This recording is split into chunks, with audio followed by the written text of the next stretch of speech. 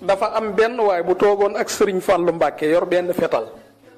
xam naa ne waa ji nag tëyu ko fetal gi daal di jublu Sëriñ Fàllu Mbàkke maanaam kanamu fetal gi jublu Sëriñ Fàllu Mbàkke Sëriñ Fàllu Mbàkke bàyyiloo ko xel ci loolu pour waa ji tourner fetal bi waa ji ne ko sëriñ bi lii dara nekku ci di maanaam lii bal nekku ci sëriñ bi ne ko lu dara nekkul fu dara nekkul lañ koy jëmale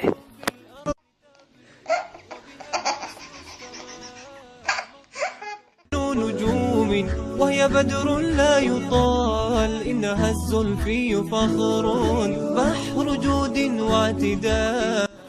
Xajjaaj dafa waxoon benn waay bu bokk ci xawaari ji ne ko wallahi ni ma la bañee waa ji ne ko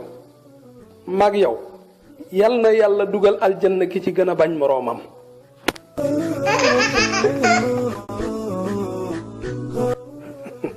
loolu xanaa mooy maa la gën a bañ درات حسن تتباهى باختيال شمسها تشرق سحرا فوق هامات الجبال ثم عنها تتوارى خجلا بين التلال فسلوا عنها المعالي وسلوا عنها الخصال benn staru anglaise xam naan dafa bokk ci xale yu jigéen ñi nga xam ne dañoo bari tiitar dafa wax Henry Johnson ne ko man daal li ma soof loolu mooy su ma ñëwee Paris rek sama wey yi du ma mën a fexe ba mu set day taq Henry Johnson tontu ko ne ko c'est parce que li ngay wokkutu moo bari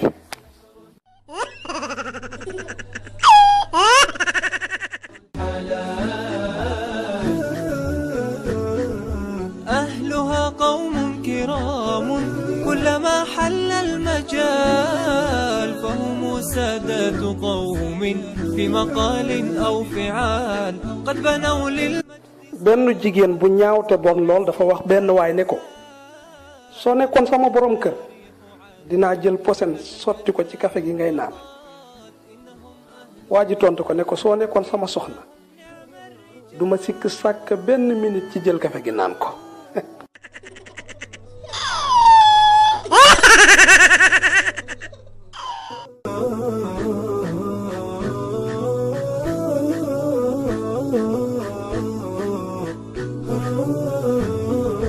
أهلها قوم incha allahu taala ñu ngi leen di dig ab daje ci 3e partie bi balaay boobu ñu leen di ñaan ngeen abonné ci suñu chaîne YouTube Wolof Fall TV wasalaamu aleykum wa rahmatullah صرح عز لا يزال لو حكى التاريخ عنهم لتجلى ثم قال إنهم أهل وفاء إنهم نعم الرجال إنهم نعم الرجال